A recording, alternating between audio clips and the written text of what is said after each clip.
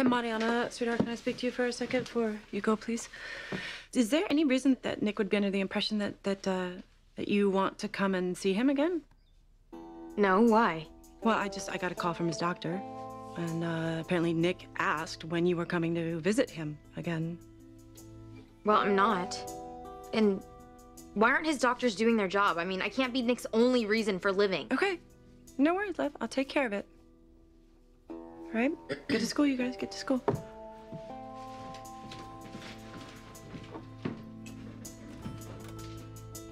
So you're not going to tell her about the hearing? Well, you see how well that went. Can you imagine how she's going to react if I tell her that they're trying to get Nick released from the hospital?